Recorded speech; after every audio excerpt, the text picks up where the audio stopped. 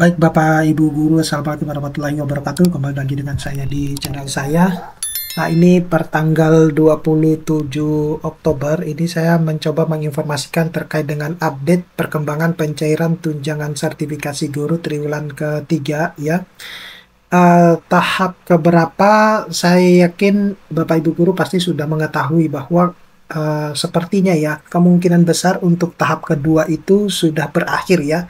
Di mana tahap pertama itu mulai tanggal 1 sampai tanggal 7 Oktober, di mana pada tanggal 6 sampai tanggal 7 Oktober itu juga banyak kemudian terbit ya untuk SKTP, kemudian tanggal 17 hingga tanggal 24 itu adalah pencairan yang tahap kedua.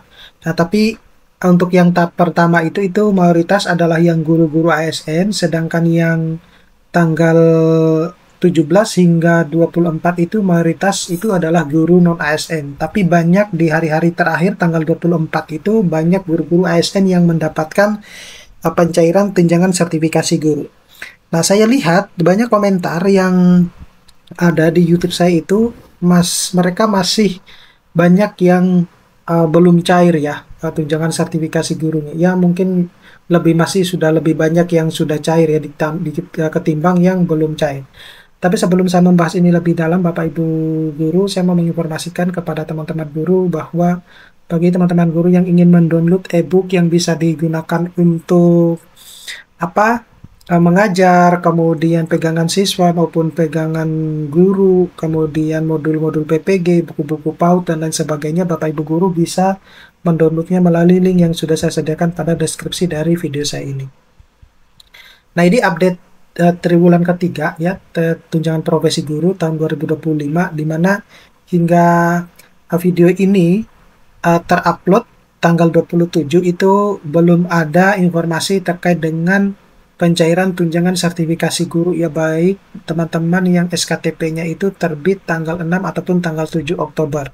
Nah, padahal untuk guru-guru non ASN ya maupun ASN yang SKTP-nya tanggal 6 sampai tanggal 7 Oktober itu terbit, itu banyak yang sudah menerima pencairan tunjangan sertifikasi gurunya itu tanggal 17 hingga 24 ya.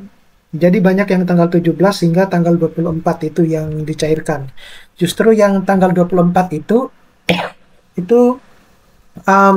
lebih banyak yang ASN gitu ya. Itu yang saya dapatkan laporan dari teman-teman, baik itu secara komentar di YouTube saya maupun screenshot dari apa yang mereka dapatkan.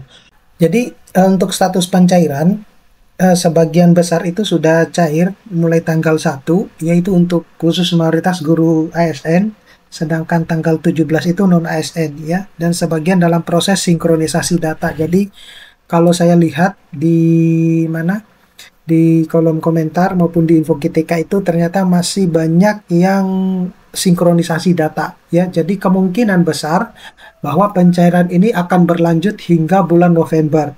Nah, kemudian pemahaman lama 14 hari kerja itu, 14 hari cair setelah SKTP itu sudah tidak berlaku ya, karena memang ada beberapa guru yang kejadian bahwa setelah SKTP-nya terbit itu tidak perlu harus menunggu 14 hari ya, tetapi itu hanya sebagian kecil Bapak Ibu Guru ya. Nah, kalau kita proporsikan itu lebih besar, lebih banyak bahwa guru-guru yang SKTP-nya sudah terbit itu cukup memakan waktu yang cukup lama, yaitu 14 hari kerja baru pencairannya itu dicairkan untuk tunjangan profesi gurunya. Nah, Bapak Ibu Guru juga harus memahami perubahan dasar hukum dalam Permendikdasmen nomor 4 tahun 2025 itu yang menggantikan Permendikbud nomor 45 tahun 2023, di mana di situ dijelaskan secara eksplisit ya terkait dengan pencairan itu dilakukan langsung ke rekening Bapak Ibu Guru, dan mekanisme pencairannya itu seperti apa, kemudian per triwulan itu akan dicairkan pada bulan-bulan berapa. Nah, hanya saja kejadian kenyataan di lapangan khusus untuk yang triwulan ketiga itu tidak sesuai dengan juknis ya, meskipun mundur 1 hari ya, tetap aja tidak sesuai juknis, karena kalau sesuai juknis itu semestinya dicairkan bulan September ya, tetapi justru mundur 1 hari, yaitu dicairkan per 1 Oktober gitu ya. Artinya itu kembali kepada model lama gitu. Nah, untuk yang triwulan keempat, kalau kita lihat ya di Juknis baru, maka semestinya harus dicairkan bulan November. Nah, artinya kalau mau dicairkan triwulan keempat di bulan November, maka tidak perlu ada penerbitan SKTP ya, tapi langsung dicairkan untuk yang triwulan keempat. Semestinya harusnya seperti itu. Nah, untuk penyaluran ini tergantung dari validasi data dan penerbitan SKTP untuk masing-masing guru. Nah, ini beda kasus ya. Jadi, kalau Bapak Ibu guru lebih sigap, kemudian dinas pendidikannya juga tenaganya itu juga lebih sigap, maka penerbitan SKTP itu akan lebih cepat gitu. Karena perubahan dari tidak valid menjadi valid ke kode 16 itu yang dilakukan oleh dinas ya, oleh daerahnya masing-masing. Nah, selanjutnya kalau sudah kode 16 itu berubah ke kode 07 itu yang melakukan adalah pusat seperti itu. Jadi ini tergantung dari kesigapan Bapak Ibu guru, kemudian kesigapan dari ininya dinasnya. Nah, ini perubahan regulasi dan dampaknya. Jadi ketentuan 14 hari kerja itu tidak lagi tercantum di regulasi baru ya, tetapi secara apa yang terjadi di lapangan seperti itu.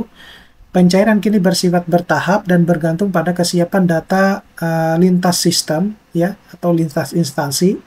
Nah, guru yang cepat validasi datanya akan menerima lebih cepat, lebih awal.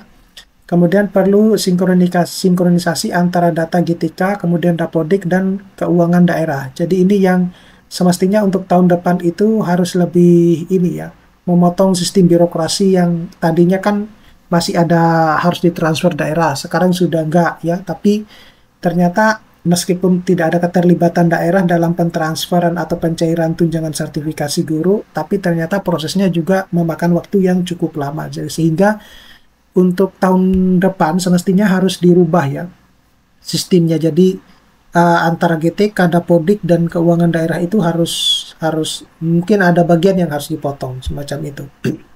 Sistem administrasinya yang dipotong ya. Nah, ini imbauan dan langkah praktis bahwa Bapak Ibu guru harus bisa memastikan data di Dapodik dan Info GTK itu harus valid kalau mau SKTP-nya terbit dan pencairan tunjangan sertifikasinya itu lancar.